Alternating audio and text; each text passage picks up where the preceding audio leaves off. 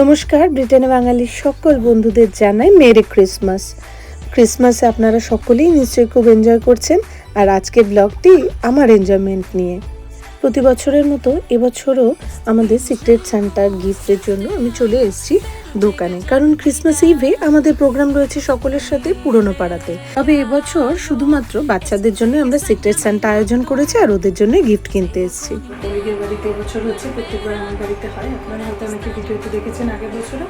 আর এবছর যেহেতু ওদের বাড়িতে হচ্ছে, আমাদের সমস্ত কিছু বানিয়ে বেরোয় নিয়ে যেতে হবে। আর আমাদের প্রোগ্রামটা হচ্ছে পটলাক সিস্টেম করছি আমরা, মানে প্রত্যেকে আলাদা আলাদা কিছু কিছু রান্না করে নিয়ে যাবে। আমি বলেছি পোলাও করবো, আর বাসন্তী পোলাও।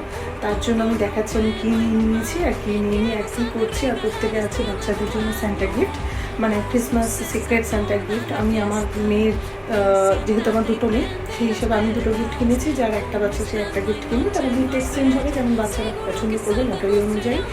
তাই পরে ভিডিওগুলো দেখতে থাকো, পরপর আপডেট পেয়ে যাবে। পোলাওটা তাড়াতাড়ি করে বানিয়ে নিতে হলো, কারণ এবছর নিজের বাড়িতে হচ্ছে না, হচ্ছে ওরই কলিগ সুদীপ্তদার মহাদির বাড়িতে। তাই ওদের বাড়িতে যাওয়ার জন্য আমরা সকলে মিলে রেডি হয়ে সন্ধ্যাবেলায় বেরিয়ে পড়লাম। দেখতেই পাচ্ছ ক্রিসমাস স্পেশাল জাম্পার, ব্যান্ড এবং কানের দুল। অবশ্যই তোমরা হয়তো বুঝতে পারছো না, বাট সবাই আমরা ক্রিসমাস জাম্পার পরেই বেরোলাম। নেক্সট ভিডিওগুলো দেখার অনুরোধ রইলে আরও বেশি আনন্দ পাবে।